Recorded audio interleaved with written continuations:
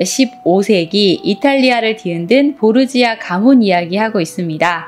그중 일부는 교황 알렉산드르 6세 이야기를 했었고요. 오늘은 보르지아 가문의 2부 이야기, 교황 알렉산드르 6세의 사생아 체사레 보르지아 이야기 해보도록 하겠습니다.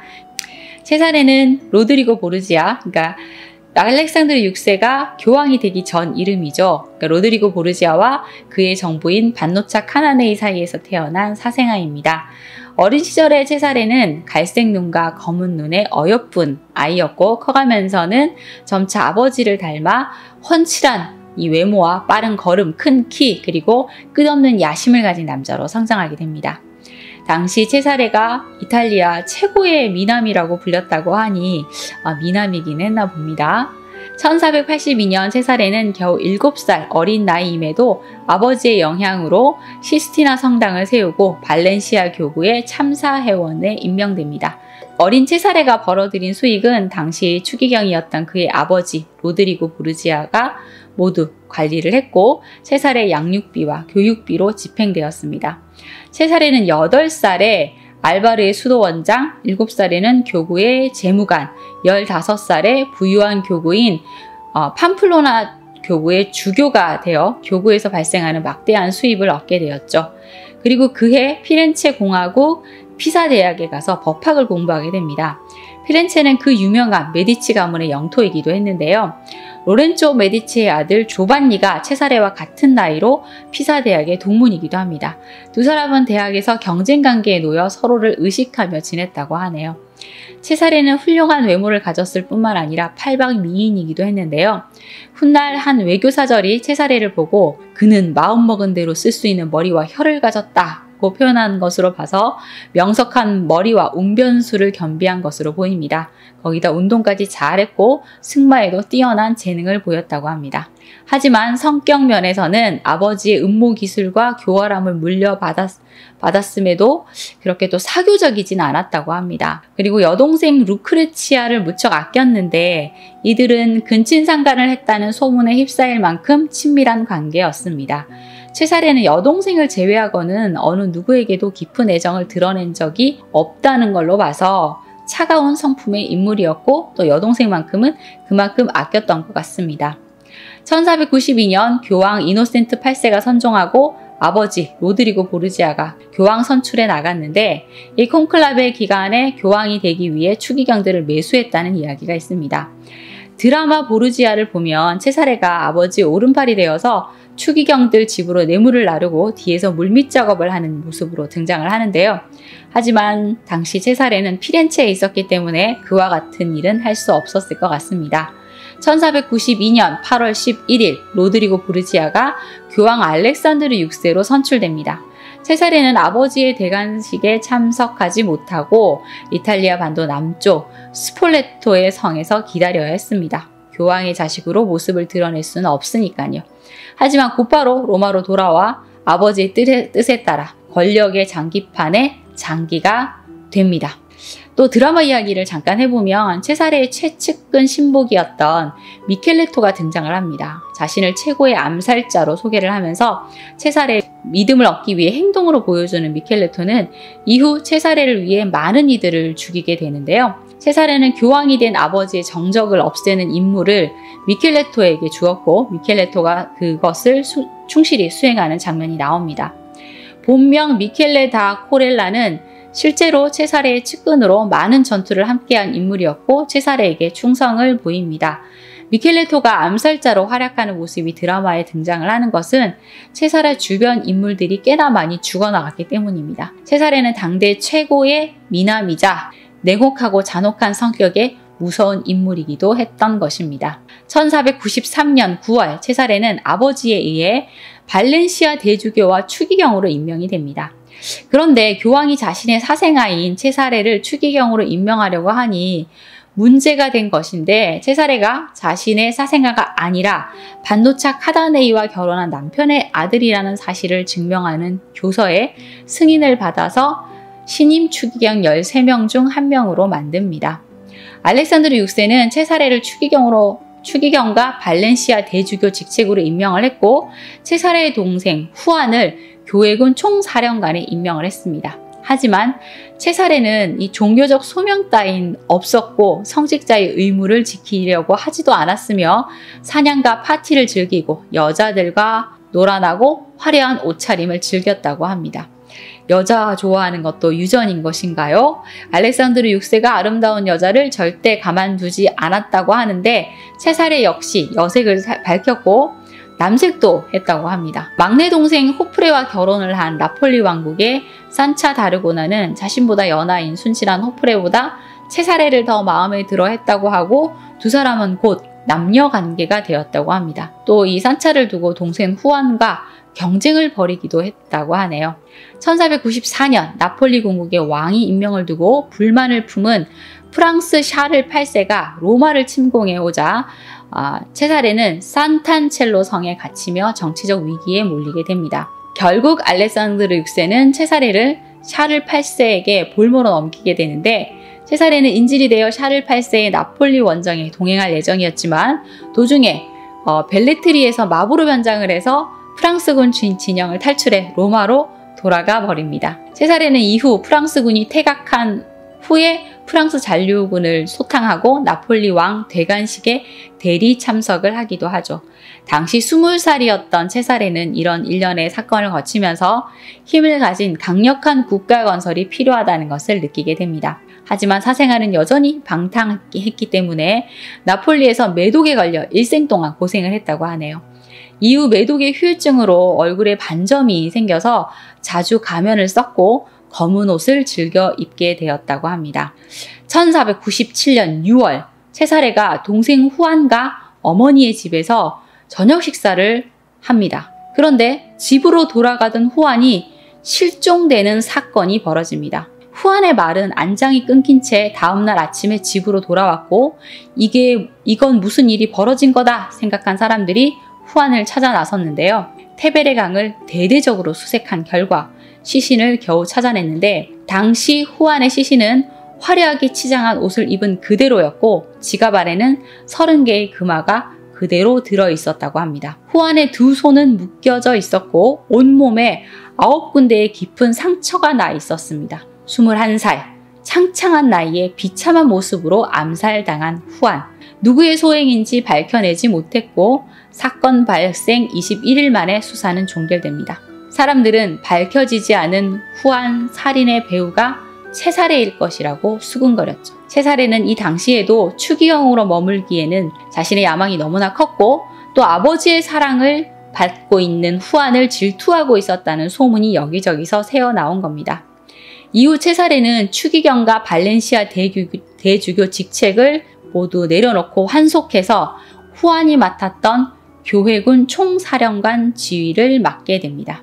이렇게 되자 소문은 확신에 가깝게 됩니다. 체사레가 후안을 죽인 것이 사실인 것처럼 말이죠. 하지만 체사레는 이에 아랑곳하지 않았죠. 체사레는 알렉산드르 6세와 많은 부분에서 닮아 있었는데요.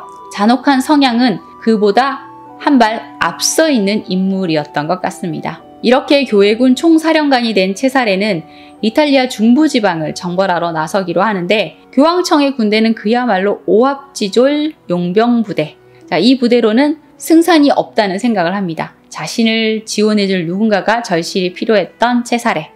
체사레는 지금까지 외교적 우호관계를 유지해온 나폴리 왕 페데리고의 딸 카를로타와 결혼을 해서 지원을 받으려고 했는데 페데리고가 교황의 사생아인 체사레와 자신의 딸을 결혼시킬 수 없다고 말을 해 이 계획은 수포로 돌아갑니다. 결국 알렉산드르 6세와 체사레는 밀라노, 나폴리, 아라곤과의 동맹을 거두고 샤를 8세가 사망하고 새로이 즉위한 프랑스의 루이 12세와 손을 잡게 됩니다. 루이 12세가 원하는 것은 이혼과 재혼, 이탈리아 북부의 룸바르디아, 밀라노 공국 정복이었습니다. 알렉산드르 6세와 프랑스가 원하는 것은 비슷했기 때문에 둘 사이에 협약이 이루어졌고 협약의 결과로 루이 12세는 현재의 아내와 이혼을 하고 샤를 8세의 왕비였던 보르타뉴 여공작 앤과 결혼을 하며 그렇게 원했던 보르타뉴령을 가지게 됩니다. 그 대가로 체사레는 발랑스와 두아즈를 하사받았고 나바라 왕의 여동생 샤를로트 달브레와 결혼을 해서 명예와 영토, 프랑스의 무력 지원을 모두 가지게 됩니다. 세사레는 프랑스의 루이 12세로부터 발렌티노 공작이라는 자귀를 받았는데요.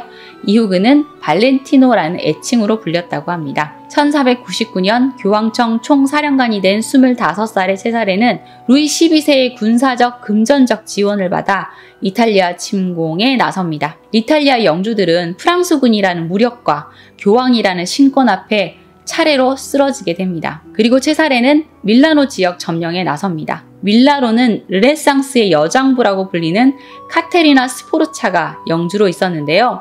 카테리나 스포르차와 세사레 사이에 맹렬한 공성전이 벌어졌는데 결국 카테리나 스포르차가 무릎을 꿇게 됩니다. 세사레는 승리를 만끽하기 위해 카테리나를 데리고 방으로 들어가 하루 동안 나오지 않았다고 합니다. 이후 세사레는 로마니아 정복에 나서는데요. 알렉산드르 6세는 12명의 추기경을 새로이 선임하면서 받은 돈과 희년 행사로 벌어들인 엄청난 돈을 모아서 세사레에게 전달을 해 용병을 고용하도록 합니다. 든든한 교황의 지원을 받은 세사레는 페사로와 라미니, 파엔차를 파죽지세로 정복해 나갑니다. 1501년 27살의 세사레가 로마니아 공작에 임명되는 한편 피온비노를 공격해서 이듬해 함락시켰고 스페인과 연합해 나폴리를 정복하는 프랑스군을 지원하기도 합니다. 이때 남편을 만나기 위해 여행 중이던 베네치아의 도로테아 말라테스타라는 귀부인이 세사레가 지배하던 영토를 지나던 도중 납치를 당하는 사건이 벌어집니다. 세사레는 이것이 자신의 휘하에 있던 스페인 장군 디에고 라미레즈 짓이라고 둘러댔지만 많은 사람들은 세사레가 범인이라고 생각했습니다. 이것은 자신의 힘을 과시하고 싶은 마음이었을까요? 세사레는 다음에 28살이 되었을 때 우르비노와 카메리론을 함락시켜서 마침내 이 로마니아 지방 대부분을 손에 넣게 됩니다. 불과 28살 젊은 나이로 그토록 원하던 보르지아 왕국 건설을 눈앞에 두게 된 것이죠. 세사레는 이탈리아 중부 정벌을 마무리하면서 서쪽에 있는 피렌체에 대한 군사 행동을 시작합니다. 이탈리아 중부 지방의 맹주인 피렌체 공화국을 차지해서 교황청의 통치권을 확대하려고 한 것이죠. 자, 이에 당황한 피렌체 쪽에서는 사절을 보내서 협상을 시도했는데요. 이때 소델리니 주교와 그의 수행원으로 마키아벨리가 파견되었고 1502년 6월 24일 28의 세사레와 34세 마키아벨리가 첫 만남을 가지게 되었습니다. 마키아벨리는 세사레에게 강력한 인상을 받았고 몇 년 후에 쓴 군주론에서 세사레를 모델로 삼기도 합니다. 마키아벨리와 세사레의 이야기를 하면 이야기가 너무 길어질 테니까요. 두 사람의 만남은 마키아벨리 이야기를 할 기회가 있으면 그때 진행하도록 하겠습니다. 당시 피사의 시민 대표들이 세사레에게 피사의 영토 전체를 보호해달라며 거의 바친 셈이었고 피렌체 영토의 아레초는 세사레군의 부하 비텔리에게 성문을 열어준 상태였습니다. 이 피렌체와 우호 관계를 유지하고 있던 루이 12세가 피렌체 공격을 반대하는 상황만 아니었다면 피렌체 또한 이 세사레의 기세에서 피해 나갈 수 없었을 것입니다. 세사레의 승승장구를 지켜본 프랑스의 루이 12세는 세사레의 토스카나 지방 정복을 격렬하게 반대했는데요. 이는 그 자신이 밀라노와 롬바르디아를 발판으로 토스카나를 노리고 있었는데 세사레가 이 세력 확장을 해나가니까 그것을 인정할 수 없었던 것이죠. 하지만 세사레 역시 지금이야말로 프랑스의 그늘에서 벗어날 때가 아닌가라는 생각을 하죠. 이로써 세사레의 이 로마니아 정복을 지원했던 프랑스와 세사레의 관계는 비틀리기 시작을 합니다. 그런데 또 세사레에게 고용된 용병들 중 일부가 세사레에게 반기를 들기 시작하면서 세사레는 문제에 봉착됩니다. 또 이 로마니아 지방의 기존 토착 세력의 반발도 눌러야 했고 또 그들의 폭정으로 엉망이 된 정치 역시 손을 봐야 되는 상황이었죠. 그런데 이런 상황에서 로마니아 공국의 임시 수도로 정한 도시인 이몰라에서 세사레 용병 대장들이 반란을 일으킵니다. 세사레는 이 반란을 어떻게 해결했을까요? 5명의 용병 대장이 일으킨 이 반란은 마조네의 난이라고 불리는데요. 세사레의 신복이었던 바탈레초도 포함되어 있었습니다. 세사레는 이 반란의 기밀을 알고 있으면서도 일단 모른 척 했고 반란이 일어난 이후에는 평화를 해치며 우리 한번 잘 해보자. 그동안 함께 잘 싸워왔지 않냐라며 화해의 제스처를 보내면서 한편으로는 믿을 만한 이탈리아 용병 대장들을 모집합니다. 프랑스 가스코니의 보병 500명, 또 창기병 1,500명을 모병했고 스위스 용병 1,500명도 모집을 해둔 상태였죠. 그리고 그러는 사이 프랑스 군대와 협상을 벌여서 밀라노에 머물고 있던 프랑스 정규군 3,000명도 확보해 둡니다. 그리고 아마 이때 레오나르도 다빈치를 영입한 게 아닌가 싶은데요. 시대를 앞서간 이 천재 레오나르도 다빈치는 군사 고문이 너무나 되고 싶었다고 합니다. 그래서 1502년 7월에 두 사람이 만나게 되었고 체사레가 레오나르도 다빈치에게 요새 주변 지도를 그려보게 했는데 얼마나 잘 그렸을지 상상이 갑니다. 이 지도를 보고 체사레가 레오나르도 다빈치를 수석 군사공학자로 승진을 시켜주었다고 하는데요. 천재들의 행보는 정말 뜻밖의 행보가 많은 것 같습니다. 체사레가 좀 오래 살았다면 그들의 만남이 길어졌을 것이고 그렇다면 또 역사는 또 다르게 흘러가지 않았을까 싶네요. 다시 이야기로 돌아와서 반란을 일으킨 용병 대장들은 체사레가 프랑스와 척을 쥐고 있는 상황이어서 자신들이 아니면 군대를 지휘할 수 없고 또 자신들이 체사레를 대신할 수도 있을 거라는 생각을 했어요. 그런데 이때 프랑스가 체사레에 대한 변함없는 지지를 보낸다는 선언을 하죠. 그리고 체사레는 새로운 군대를 구축했고요. 체사레는 용병들의 반란을 진압하기 위해서 우선 이 반발하는 용병들 각 개인에게 협상 의사를 밝혀서 그들의 결속력을 흔들어 놓습니다. 자, 이에 당황한 용병 대장들은 하나둘씩 전선을 이탈했고 결국 체사레와 용병 대장들은 평화협정을 맺게 됩니다. 그동안 체사레는 잔인하고 공포스러운 리더였는데 뜻밖의 반란을 일으킨 용병 대장들을 사면해주고 그들과 함께하겠다는 선언을 합니다. 이에 자신의 주군에게 칼을 겨누었던 용병 대장들은 체사레의 이런 결정에 너무나 감격하며 죄송하다고 무릎을 꿇고 충성을 맹세했고 그들은 서로를 끌어안으며 함께 눈물을 흘리며 감격스러운 장면을 연출합니다. 정말 너그러운 그런 주군의 모습을 보였던 것이죠. 자, 이렇게 합의를 하고 12월 31일 체사레는 다시 도래한 이 평화를 축하하기 위해서 세니갈리아에서 축하 연회를 열었고 당연히 이 5명의 용병 대장도 초청을 받습니다. 축하 파티가 있던 그날 밤 이 파티 분위기는 무르익고 모두들 거나하게 술에 취해 있었는데요. 이때 성 밖에서 대기 중이었던 용병군들이 습격을 받습니다. 밤 10시 체사레는 용병 대장들에게 사형을 선고했고 그들의 목에는 즉시 밧줄이 걸립니다. 이 5명의 용병 대장은 순식간에 체포되었고 모두 참살되었으며 그 휘하의 군사력은 모두 체사레에게 흡수되고 맙니다. 자, 이로써 체사레는 내부 군사 조직의 반란을 진압했던 것인데요. 체사레는 역시 반란을 용서할 사람이 아니었던 겁니다. 그리고 로마냐 지역의 토착 세력을 제거하고 어지러운 정국을 수습하기 위해 신복 라미로 데 오르코를 체세나로 보내서 통치하게 합니다. 라미로는 굉장히 잔인하면서도 과감한 방식으로 토착 가문들을 제거하고 혼란스러운 정치를 정리해 나갔는데 너무나 잔혹한 모습에 시민들이 불만이 점점 높아지자 체사레는 곳곳에 시민재판소를 세우고 라미로를 죽여서 모든 비난과 죄를 라미로에게 덮어 씌웁니다. 그리고 처형한 라미로의 시체는 이 체사네 광장에 전시해 두는데요. 두 동강으로 나누어진 그의 시체를 보고 시민들은 경악했다고 합니다. 무척 놀란 심정이었지만 폭군 라미로의 비참한 최후를 통쾌하게 바라보기도 했죠. 시민들은 폭군 라미로를 죽인 체사레를 존경하면서도 한편으로는 신복을 죽인 체사레를 두려워하기도 했습니다. 자, 이렇게 영원할 것만 같던 체사레의 성공 가도는 1503년 여름 막다른 길을 달리기 시작합니다. 알렉산드르 6세와 체사레 모두 다 말라리아에 감염돼서 심하게 앓았는데 결국 알렉산드르 6세가 선종한 것입니다.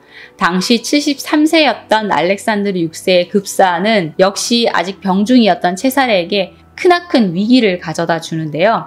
우선 체사레는 아버지가 죽은 다음을 준비할 시간이 없었습니다. 그의 권한은 교황청의 지원이 있기에 가능했던 것인데 이 지원이 사라지면 체사레의 로마냐 지방 지배권도 위험해지게 되는 거죠. 체사레의 로마니아 공작 지위는 교회군 총사령관이라는 지위 덕분에 가능했던 것인데, 이 지위를 빼앗긴다면 체사레가 이룩한 모든 것은 먼지처럼 사라져버리게 될 것입니다. 체사레는 그동안 베네치아와 페라라 등의 중소귀족들에게 뇌물을 먹여서 자기 편으로 만들어 놨었는데, 하지만 체사레가 쓸모없다고 여겨지면 그들은 얼마든지 등을 돌릴 수 있는 상황이었습니다. 1503년 10월 이 39명의 추기경이 콘클라베에 참가하기 위해 바티칸으로 몰려들었는데, 1차 콘클라베에서 프란체스코 토데스키니 피콜로미니 추기경이 피우스 3세로 즉위를 했는데, 한 달도 되지 않아서 고령과 와병이 겹쳐서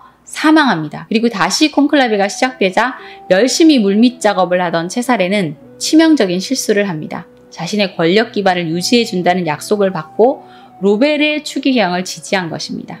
결국 로베르의 추기경이 율리오 2세로 즉위를 하는데, 그는 체사레와의 약속을 지키지 않습니다. 체사레는 콘클라베 기간에는 그 어떤 군대도 주둔할 수 없다는 추기경단의 요청을 받아들여 군대를 물렸었는데, 율리오 2세는 즉위 후 로마니아로 돌아가려는 체사레를 산탄첼로 성에 2년여 동안 감금시켜놓고 체사레로부터 교회군 총사령관의 지위와 로마니아 공작 지위를 포기를 받아냅니다. 1504년 체사레는 나폴리로 향해서 친분이 있던 나폴리의 총독 곤살로의 도움을 받으려고 했는데, 스페인의 왕 페르디난도 2세의 명령으로 오히려 곤살로에게 체포돼서 동생인 후안 보르지아의 살인자라는 죄인 신분으로 스페인으로 보내집니다. 그리고 메디나 델 캠포에 위치한 라모타 요새에 갇히게 되죠. 하지만 체사레는 이런 시련에도 결코 포기하지 않았습니다. 2년 뒤인 1506년 32살의 나이로 탈옥에 성공을 해서 처남인 장 달브레가 왕으로 있는 라바라 왕국으로 망명하는 데 성공하죠. 당시 나바라 왕국은 신성 로마 제국과 스페인의 유럽 주도권 싸움에 소용돌이에 휘말려 있었는데, 스페인이 나바라 왕국을 침략합니다. 체사레도 나바라 왕의 부탁으로 전투에 참가하기로 하는데요. 그 전에 친스페인 세력의 반란을 먼저 진압해야만 했습니다. 1507년 나바라 왕국의 내전 진압 사령관으로 임명되어 전투에 나서게 된 체사레. 하지만 전쟁에는 무조건 자신이 있었던 체사레지만 너무 서둘렀던 탓일까요? 이 전쟁 도중, 싸우는 도중 말에서 떨어지고 온몸에 23군데의 자상을 입고 최후를 맞게 됩니다. 체사레의 충성스러운 시종 후아티노가 미친 듯이 주인을 찾았고 체사레의 갑옷을 보고 울음을 터뜨렸다고 합니다. 불행히도 체사레는 이렇게 사망한 뒤에도 편안히 쉴 수 없었는데요. 스페인 북부 비아나 지역의 산타마리아 교회에 묻혔지만 1527년 죄인을 교회에 묻을 수는 없다는 교회의 반발로 무덤이 파헤쳐진 뒤 유해가 길가에 묻히는 수모를 겪게 됩니다. 그러다가 2007년 스페인의 한 대주교가 시청에 있는 그의 무덤을 교회로 이장토록 허락했고, 결국 500년이 지나서야 교회로 이장되어 편안히 눈을 감을 수 있게 되었습니다. 체사레의 아내 샤를로트 달브레는 남편과 함께한 시간이 무척 짧았었는데요. 둘 사이에는 루이사라는 딸이 있었지요. 그녀는 체사레 사망 후 조용히 혼자 지내다가 1514년 32의 나이로 사망했다고 합니다. 체사레 보르지아, 아름답고 냉혹하고 자신만만했던 젊은이였지만 처음부터 아버지의 권력을 등에 업고 시작했기 때문에 그 권력이 사라지자 자신의 권력도 물거품처럼 사라진 그런 케이스라고 할 수 있겠네요. 보르지아 가문 이야기는 또 계속됩니다. 이탈리아의 꽃이라고 불렸던 루크레치아 보르지아 이야기도 기대해 주세요.